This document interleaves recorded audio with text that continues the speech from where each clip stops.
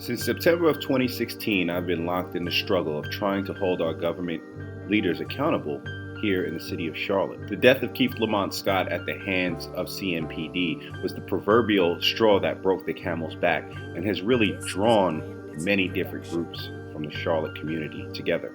And as the months have passed and questions have been asked, demands have been lobbied, I've realized that I need to know more about how my government works because I don't know exactly who to hold accountable and where to go to do that. Do you go directly to CMPD? Do you go to the city council? Do you go to the mayor? Do you go to the county commissioners? Now, I'm sure all of the above is probably part of the answer. Doing that is not efficient. I can only be at one place at one time. And if I have to go office to office, that's really slowing the process down. So I have been trying to learn about my municipal government and how to hold them accountable. I found that in many ways, our municipal government is very weak. They don't have a lot of teeth or might in going up against the state or federal government. Recently, Mayor Jennifer Roberts held a community panel discussion at the Latin American Coalition, and she touched on the subject of the weakness of municipal government.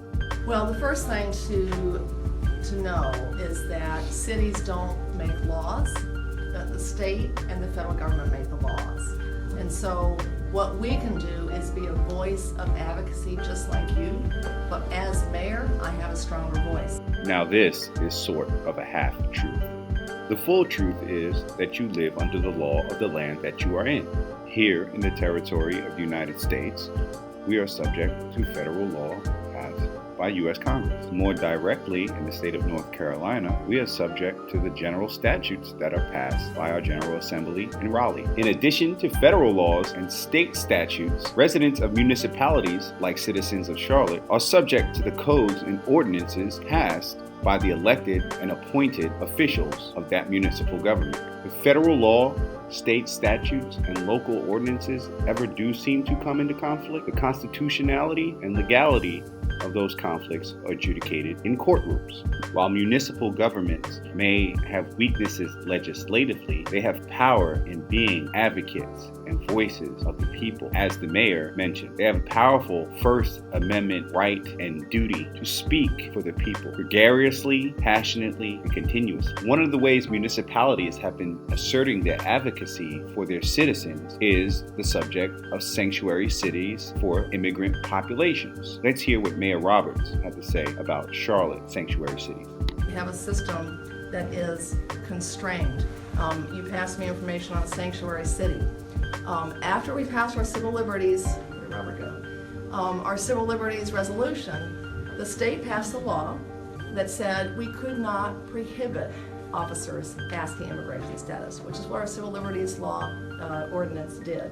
They passed a law saying you couldn't. In that law, they also said you cannot be a sanctuary city.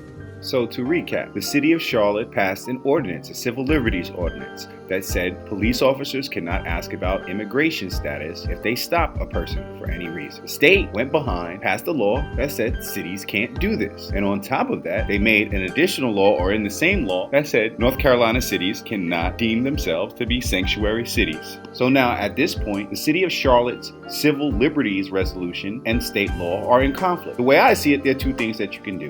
You can go to court and argue that the state law is unconstitutional, or you can stand up to the state law. And you would stand up to the state law by enforcing Charlotte's civil liberties resolution until somebody from the state comes and stops you, either forcibly or through the courts themselves. So why won't Charlotte City Council and the mayor stand up to the state in this way? You tell them, Mayor. Charlotte does not have the authority to do that.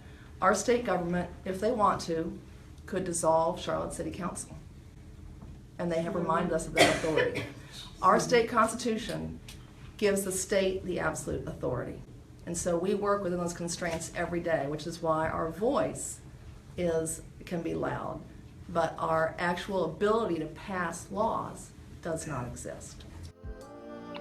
Now, it just may be me, but it sounds like the mayor just said the city council and municipal government does not push back out of fear that the state of North Carolina will come and overtake the city of Charlotte politically. It sounds like our municipal government acts out of fear of our state government. I attest that we should never act from a position of fear, but we should always move from a position of power. In the case of Charlotte, the power is in the voice of the people.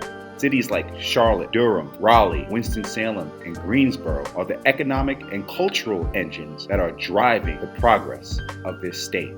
But in the case of a city like Charlotte, where the people have been so vociferous over the past few months and years about their civil rights, you would imagine that our elected leaders and appointed leaders would probably be all on the same page in their ability and willingness to be the voice of the people and give them answers that are strong and forceful and not toothless. For example, how they handle the demands of the voices of the thousands of people that took to the streets in September after the killing of Keith Lamont Scott. Tell us what decisions were made to be strong advocates for the voices of the thousands of people that were on the streets. I actually initially wanted to have the Department of Justice do the review of our police department, and the manager and the managerial staff of the city made the decision to have the Police Foundation do it instead. The purpose of the Police Foundation is to help the police be more effective in doing their job, whether it be deterring robberies, intervening in potential injurious family disputes, or working to improve relationships between the police and the communities they serve. To accomplish our mission, we work closely with police officers and police agencies across the country, and it is in their hard work and contributions that our accomplishments are rooted. No mention of the people. No mention of the voice of the people. So that was not my choice, but I don't have the authority to tell the city manager he has to do something. We hire the city manager, then he decides how to run the city. We set the policy direction, but there's some things that I cannot have direct authority over. The mayor is giving an excellent civics lesson right now.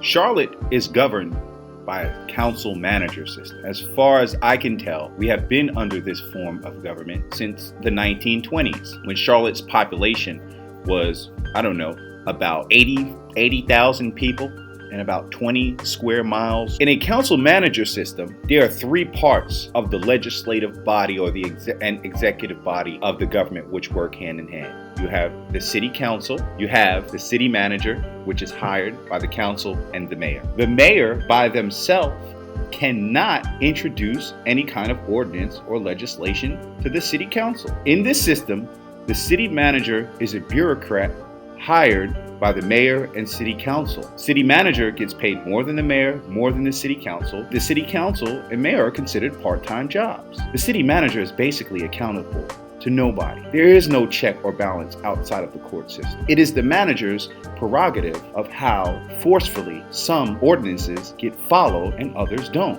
One of the big problems here in the city of Charlotte is that the city manager has often, as his actions are taken to benefit the economic advantages of our uptown financial institutions. They do not speak to the voice of the people. Kind of like this decision to let a police organization hold the police accountable. So what can you do in spite of your feckless position, Mayor Roberts? There are a lot of mayors working very hard to advocate, since we don't pass laws, to advocate with the federal government to stop this policy, because it is discriminatory and is harmful to our country, and we have said that. Advocating is good. The First Amendment is good.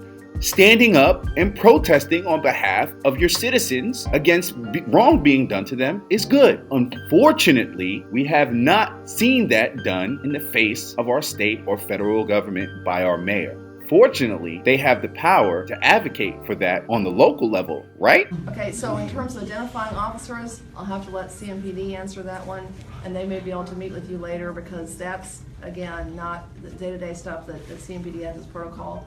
Is not something that I can give you complete answers for. The police and the schools, that's the school superintendent and the school board who make that decision, and that's something you need to raise with them. Poor Jennifer Roberts. And I say that not to make an excuse for her, because her answer sounds like a cop-out.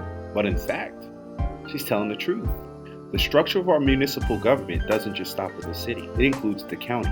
And all of that government structure on the municipal level is spelled out in the state constitution. So that the mayor of Charlotte cannot answer questions about CMPD policy or about school policy of the city schools is technically accurate because those duties are not under the purview of the mayor or the city council. And I hear the people of Charlotte and across North Carolina saying that the status quo of the way our government works is not okay. We need our mayor and our city council and our government to be accountable to the people, and we need them to have answers for all aspects of our government interaction in our daily lives. So Mayor Roberts, how in fact do we get you to help us do that? I can't take any action on my own. It has to be a vote by the city council. We have 11 members of the city council. 6 members can vote to pass a resolution if we wanted to do something like defy a federal order. So there you go. If we stand behind our city government, they will be willing to have the backbone to stand up to the egregious actions of our state and federal government, and we will protect the people of Charlotte, right? We have the same feeling. The challenge we have, again, is that we are working with state and federal authorities and legislation. But within the bounds of what we can do, we are going to keep doing what we can to keep everybody safe. It is answers like this that gives people that live on the margins of our society real discomfort that our elected officials are willing to do the hard work to represent the needs, wants, desires, and rights of marginalized people. During the American Revolution, Mecklenburg County was known as one of the most rebellious counties in the 13 colonies and states. In a very short and unpleasant stay here, Redcoat General Cornwallis said this place was a hornet's nest of rebellion. While we have emblazoned that motto on many jerseys, t-shirts, and backpacks, our government, representative of the people, have been as rebellious and as furious as a honey bear full of honey in our kitchen cabinets. Case in point, we on the city, we are raising our minimum wage to $15 an hour in the next budget cycle. We have no authority because of state law prohibiting cities from passing minimum wages. They did that in HB 2. And so we don't have authority to ask McDonald's or other companies to raise their wage. We can model that behavior and we can advocate. While I endorse using every tool and trick of the current government and leadership to get the things that marginalized people need, we have to be our biggest advocates right now. The people, more than ever, have to come together and keep us safe because we are the only ones that can keep us safe. Now, I know that there have been hundreds and thousands of people that have been working for generations, no disrespect, but what has happened in the past has not worked. And today, right now, here in Charlotte, here in North Carolina, we need much more than nuanced change. We need radical change for our people that live on the margins of our society. Charlotte needs advocate warriors right now. We do not need gatekeepers of the status quo. As dictated by our state constitution, we are in an election year in Charlotte. Now, the answer isn't as easy as just getting out to vote. However, if we are able to bring the type of crowds to the polls that we were able to bring to the streets of Charlotte in September of 2016, groups would be represented in Charlotte government that may have never been really represented before. But again, it is not just as easy as getting out to vote. We need new leaders with new ideas. We need candidates. We need people to run. But if you don't think that you can run, that does not let you off the hook. You need to identify people that can run and people can rally behind. And you need to push them forward. You need to share their names, share their ideas. You need to have meetings with them, invite them over to your house, have conversations, develop ideas and platforms. We are trying to do something that has never been done before. While many different groups have many different stories, we've never been able to combine all groups and all stories as one. That's the only way we can do it. We have to build coalitions. So our next city council and mayor have to be willing to work together from the start. They should have a shared sense of goals, a shared sense of purpose, and a shared sense of sacrifice. The only way to do that is to build coalitions, political coalitions. We must be patient with each other in these coalitions, but at the same time, we must be urgent for change. Figure out how we are going to make the type of change Because remember, it is not just our representatives that might need to change. It will be the form of government that needs to change. And the only way to change this form of government is to push back and stand up to the folks in Raleigh and the folks in Washington and the folks in our own city and county that reject the equal protection under the laws for all people.